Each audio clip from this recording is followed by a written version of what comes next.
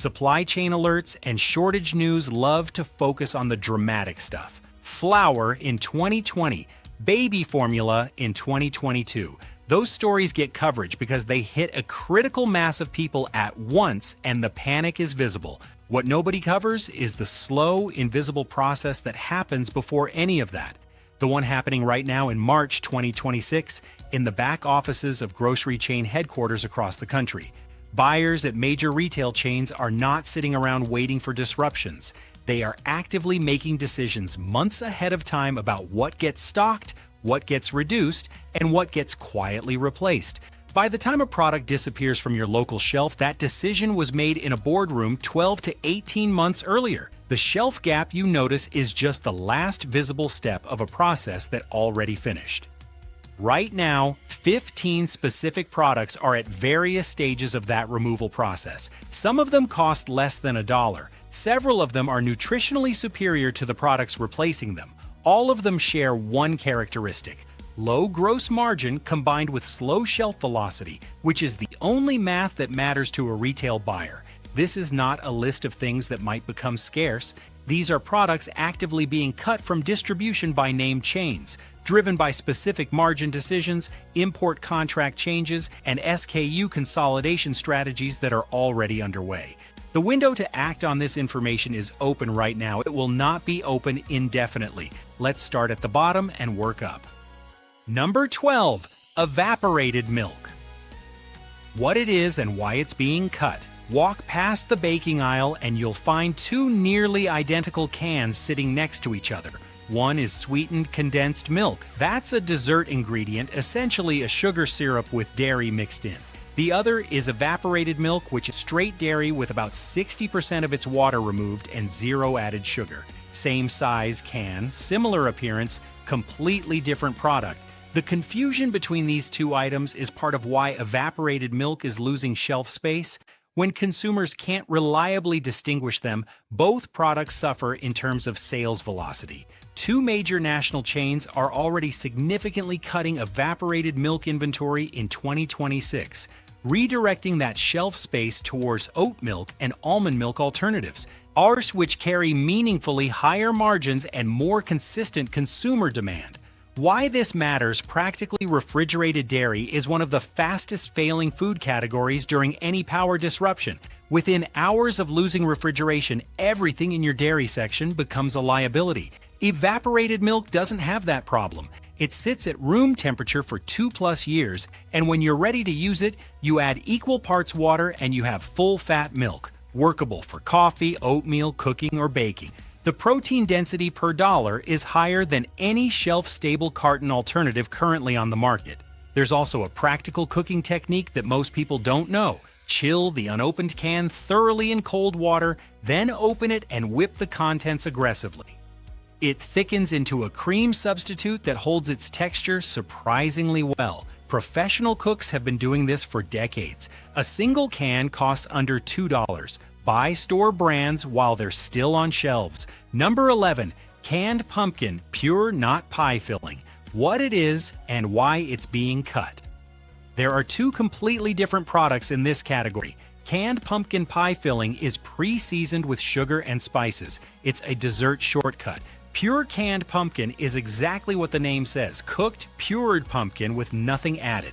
These two things are not interchangeable, and for the purposes of this conversation, only the pure version matters. Several large chains are moving pure canned pumpkin to seasonal availability only, stocked from September through November and absent from shelves the remaining 9 months of the year.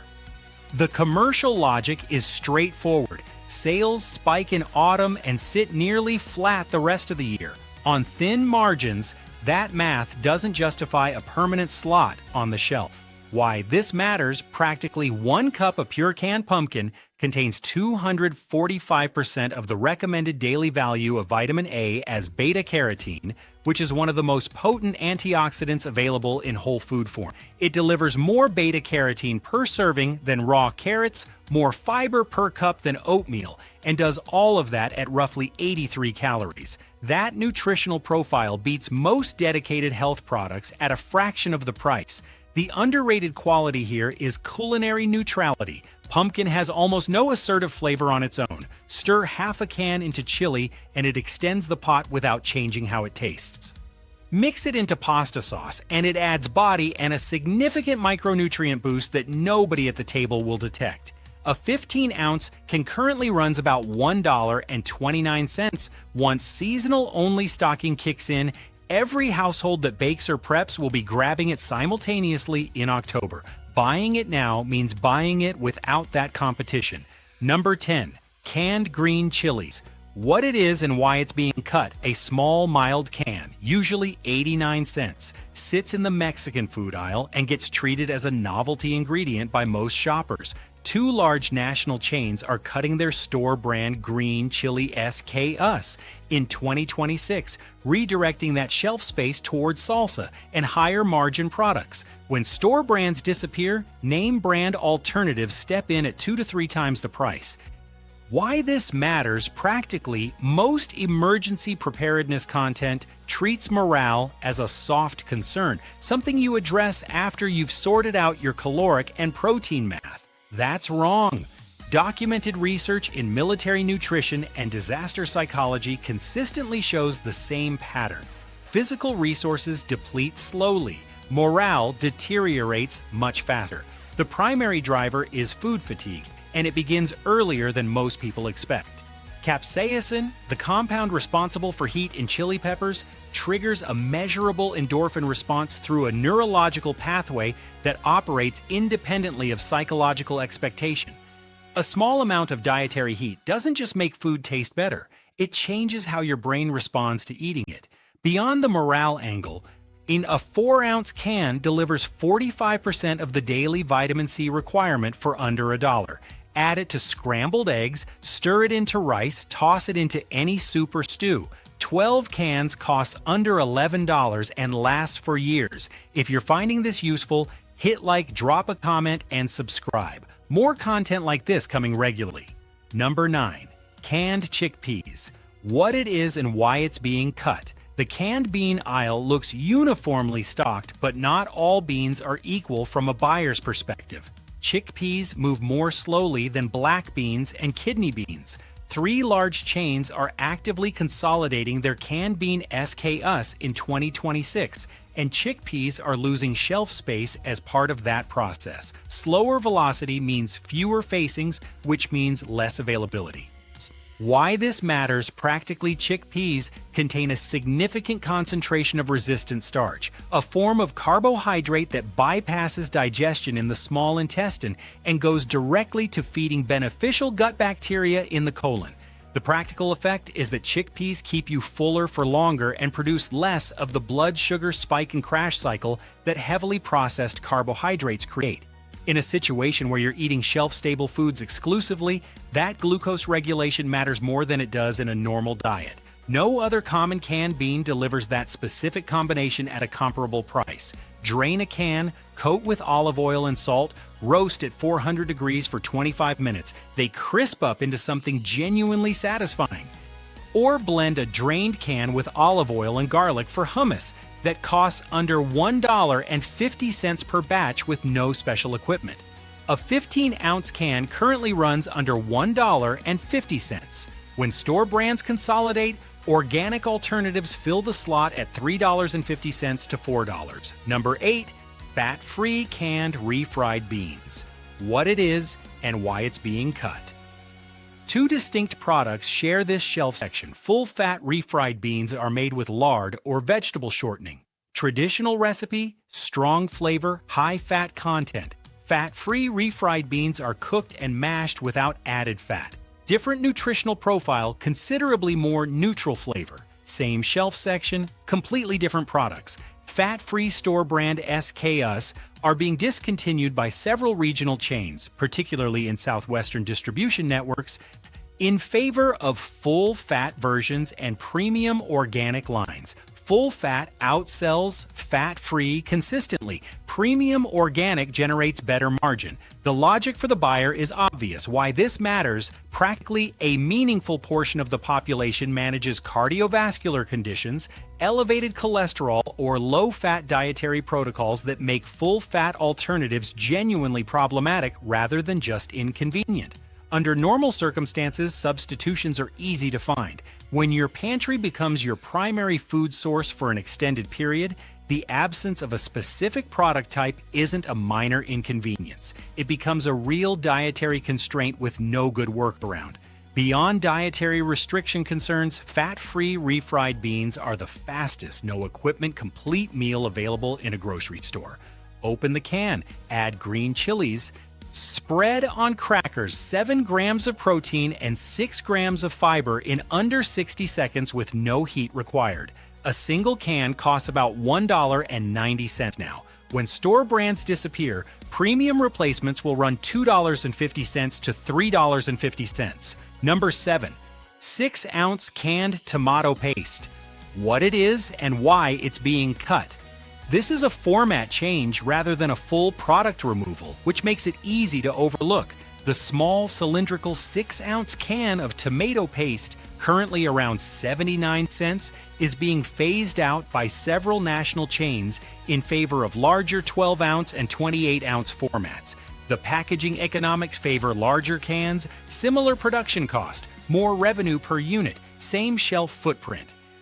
Why this matters? Practically, this matters because a 28-ounce can of tomato paste cannot realistically be used before it deteriorates in most single-person or small family kitchens. The 6-ounce was correctly portioned for actual household use. Once you open a large can and use 2 tablespoons of it, you're now managing a perishable container in your refrigerator. On the nutritional side, the heat processing involved in producing tomato paste significantly increases the bioavailability of lycopene, the primary antioxidant in tomatoes, compared to eating fresh tomatoes. 1 tablespoon of paste delivers more absorbable lycopene than an entire raw tomato. It converts plain rice into a seasoned base, adds depth to canned beans, and gives substance to any soup for pennies. The practical solution: when you open a 6-ounce can, portion what you don't use into an ice cube tray. Each cube is approximately 1 tablespoon. Cover and freeze. They keep for 6 months and pull out individually. Zero waste, complete flexibility. Buy several dozen small cans while this format is still available. Number 6. Full-fat Thai and Vietnamese canned coconut milk.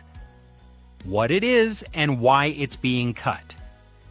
This is a quality issue disguised as a format issue, and the distinction is important. Authentic Southeast Asian canned coconut milk, the kind typically found in the international aisle, carries between 14 and 17 grams of fat per serving. Many domestic brands moving into that shelf space carry roughly half that amount. The label reads the same. The can sits in the same spot. The contents are a different product. The reason for the switch is import economics. Tariff adjustments and compressed supplier margins have made it commercially difficult for several large chains to maintain contracts with international coconut milk suppliers. Domestic alternatives are cheaper to source and easier to manage logistically. Why this matters: practically full-fat coconut milk is one of the better dietary sources of medium-chain triglycerides. Unlike most dietary fats, MCTs are processed directly by the liver rather than being stored, making them a more immediately available energy source. The fat content difference is not a subtle flavor preference. It's a substantive nutritional and culinary difference. How to identify the real product? Check the fat grams per serving on the nutrition label. Anything below 12 grams is a diluted product. 14 to 17 grams is authentic. That check takes 3 seconds at the shelf. At Asian grocery stores, these cans typically run under $2. Appreciate the breakdown, like the video, leave a comment, and subscribe. It genuinely helps. Number 5. Canned coconut cream, what it is and why it's being cut. Coconut cream and coconut milk are not the same product despite being regularly confused. Coconut cream is thick, dense, and high fat. Coconut milk is diluted. The carton versions in the refrigerated aisle are something else entirely. Significantly lower fat content, loaded with stabilizers and additives. Distribution contacts have confirmed that several major chains are meaningfully reducing coconut cream SKU counts in 2026. It ships at a higher per unit cost than coconut milk, turns over more slowly, and occupies shelf space that buyers have already allocated to faster moving items. Why this matters: practically fat is not optional. It's the mechanism through which the brain functions under stress and the raw material for cellular repair. In any situation where normal grocery access is disrupted, fat is the first macronutrient to disappear from available supply. Butter goes first, dairy follows. Cooking oils move with them. Coconut cream provides a dense, shelf-stable fat source with a multi-year room temperature shelf life. One can contains roughly 445 calories of predominantly fat. The lauric acid content is one of the most bioavailable forms of dietary fat you'll find in a standard grocery store. Nothing else at this price point and shelf life combination delivers that nutritional profile. A can currently costs around $2.79. Number 4. Canned mackerel. What it is and why it's being cut. Go to the bottom shelf of the canned fish aisle at any major grocery store. You'll find mackerel sitting there completely undisturbed, while the tuna shelves above show regular gaps from traffic. That gap is not a quality reflection, it's a familiarity gap. Several large chains have communicated to seafood suppliers that mackerel orders are being reduced significantly in 2026. It moves more slowly than tuna. In shelf space terms, that's sufficient reason to cut it. Why this matters practically: here's the side-by-side comparison that almost nobody presents directly. Mackerel contains more omega-3 fatty acids per serving than canned salmon, more protein per ounce than tuna, and costs approximately $1.50 per can compared to $5 for canned salmon and $2.50 for name brand tuna. That's a nutritionally superior product at a substantially lower price being removed for exactly one reason: it's not popular enough. One practical note that changes the experience entirely: buy mackerel packed in olive oil, not brine or water. The olive oil pack eliminates the metallic quality that turns most people off canned fish permanently. Richer flavor, better caloric density, dramatically improved experience overall. File this one away. When we reach number 2 on this list, mackerel and one other item form the most nutritionally complete weekly pairing available in a grocery store at any price point.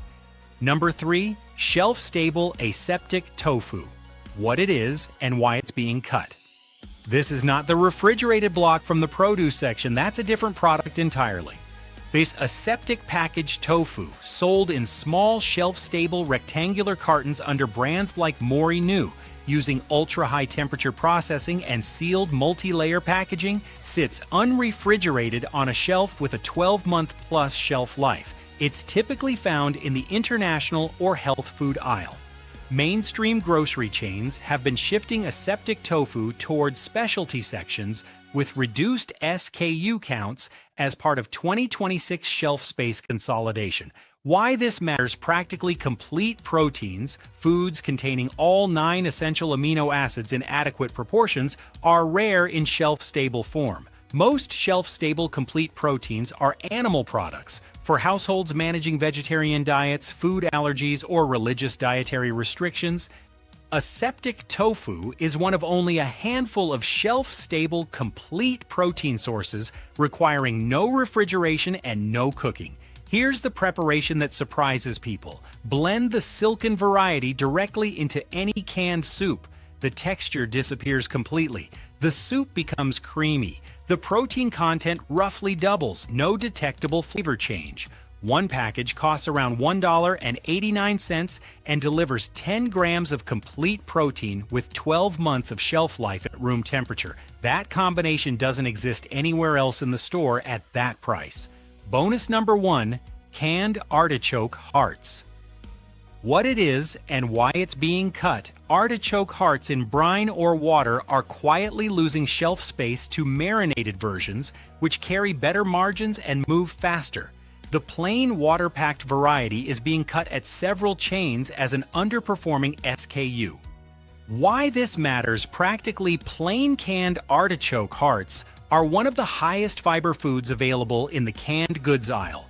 Roughly 7 grams of fiber per half cup, along with meaningful amounts of folate, vitamin C, and vitamin K. More importantly, they contain high concentrations of inulin, a prebiotic fiber that specifically feeds beneficial gut bacteria. Gut microbiome function is directly linked to immune system performance, mood regulation, and B vitamin synthesis. In an extended dietary restriction scenario where your food variety is limited, maintaining prebiotic fiber intake is not a luxury, it's a practical health function. Rinse and add to any salad, pasta, or grain bowl. Chop and stir into hummus. Toss into any protein-based dish as a textural addition. They work in almost any savory context and cost around $2.50 per can. Bonus number 2, canned roasted red peppers. What it is and why it's being cut. This is another SKU consolidation casualty. Store brand roasted red peppers in brine are being replaced by premium imported versions at double the price, with store brands disappearing from several regional chains in 2026. Why this matters: practically 1 jar of roasted red peppers delivers over 200% of the daily value for vitamin C and significant amounts of vitamin A and B6. But the nutritional case isn't even the primary reason this product matters in a restricted pantry. Roasted red peppers are one of the most versatile flavor transformation ingredients in the canned goods section. Blend a jar with olive oil and garlic and you have a pasta sauce, a dip, or a sandwich spread. Add to any soup for sweetness and depth. Chop into scrambled eggs or rice dishes. The flavor is distinctly different from fresh peppers, sweeter, smoother, more concentrated, and it does something for a simple meal that very few other shelf-stable ingredients can match. A jar currently runs around $2.50 for store brand. When store brands exit, premium Italian imports fill the slot at $5 to $6. This is the kind of information that takes time to research. If it's useful, like the video and subscribe. It helps more than most people realize. Number 2, canned sardines in olive oil. What it is and why it's being cut. A combination of import logistics pressures and European supplier contract changes is causing several major chains to significantly reduce sardine orders in 2026. The margin has always been thin. The logistics complexity has increased. The decision is straightforward from a buyer's perspective. Why this matters: practically set aside any previous association you have with sardines for a moment, because the nutritional case here is specific and documented. Sardines are one of a very small number of foods that naturally contain vitamin D3, omega-3 fatty acids, and highly bioavailable calcium simultaneously in a single serving. Vitamin D3, the form found in sardines, is absorbed more efficiently by the body than the D2 form in most plant-based supplements. The calcium in sardines, which are canned with their soft bones fully incorporated and rendered palatable, is absorbed more effectively than the calcium carbonate in most supplement tablets. The omega-3 content rivals most fish oil capsules at a cost of under $2 per tin. Now, the pairing referenced when discussing mackerel at number 4. 2 tins per week, mackerel on one day, and sardines a few days later covers your complete weekly omega-3 requirement, your daily vitamin D, your calcium intake, and over 44 grams of complete protein. The combined cost is under $4. That nutritional density does not exist anywhere else in a grocery store at any price. Buy olive oil packed version specifically, not water, not tomato sauce. Olive oil packing produces a cleaner, richer flavor with none of the metallic brine quality that gives canned fish a bad reputation. Number 1, canned jackfruit in brine.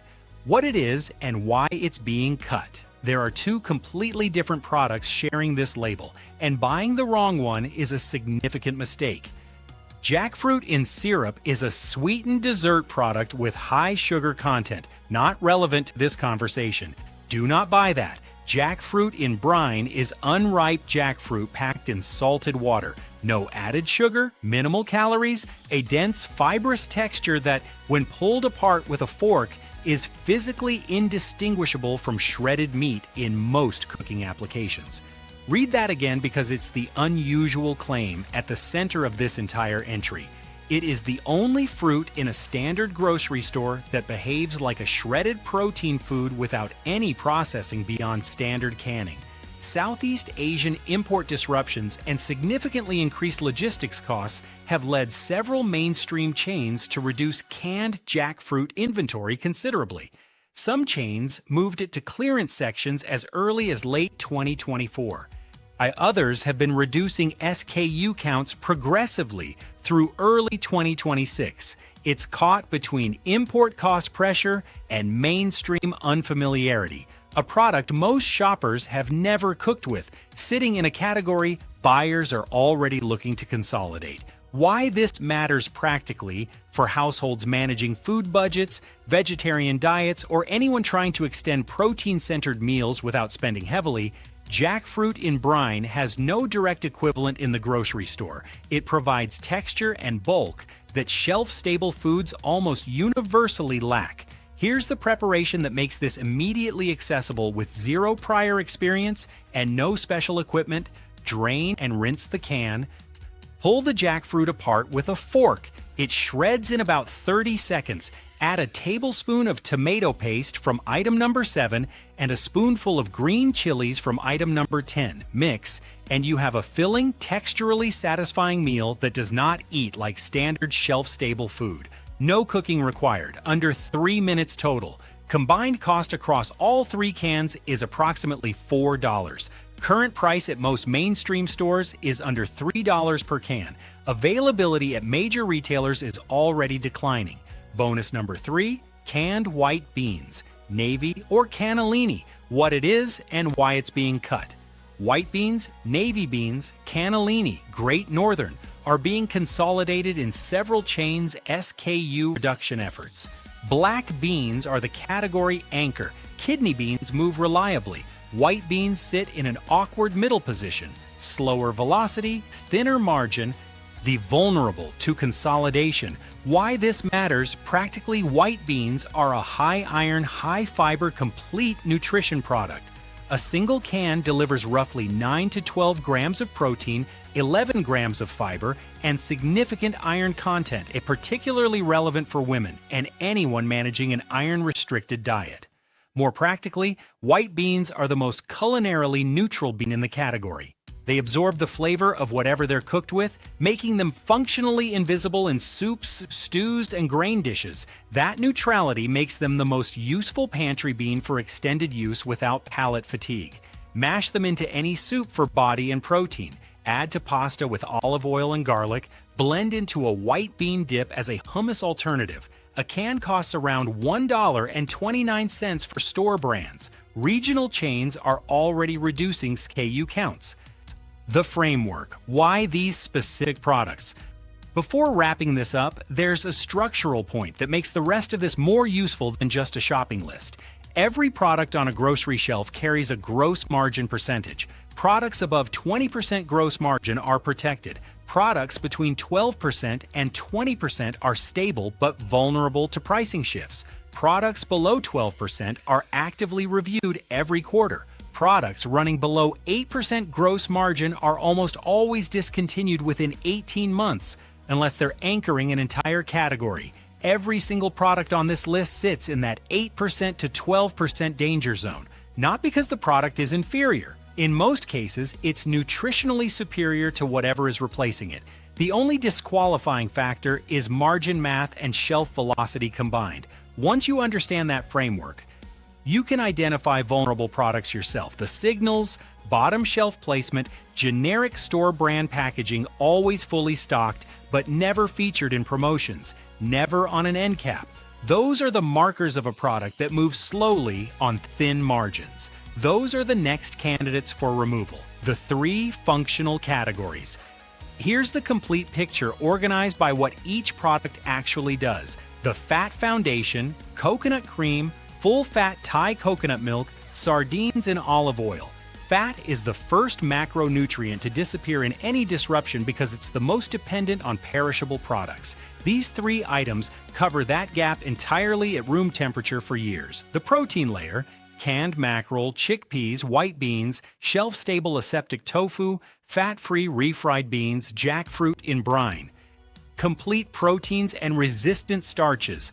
Iron sources, options that accommodate a wide range of dietary requirements and restrictions. The micronutrient and flavor infrastructure: artichoke hearts, roasted red peppers, canned pumpkin, green chilies, evaporated milk, 6-ounce tomato paste. This is the category most lists skip entirely, and it's the one that determines whether a restricted pantry stays functional for 2 weeks or 2 months. Vitamin A, vitamin C, iron, prebiotic fiber, meal variety, morale. These are not secondary concerns, they're what separates a pantry that works from one that quietly wears you down. What to do with this right now? None of these products require special sourcing, none require unusual preparation. All are currently available at most major grocery chains. Some cost under $1. The window on this information is the present. Distribution decisions have already been made. SKU consolidations are already underway. The products won't disappear overnight. This is a gradual process, but the shelf space that gets reassigned doesn't come back. Most shoppers will notice the gap after it's already been filled by whatever replaced it. They'll assume the new product is equivalent. In some cases, it will be. In the specific cases on this list, it won't be. You now have the complete picture before that happens.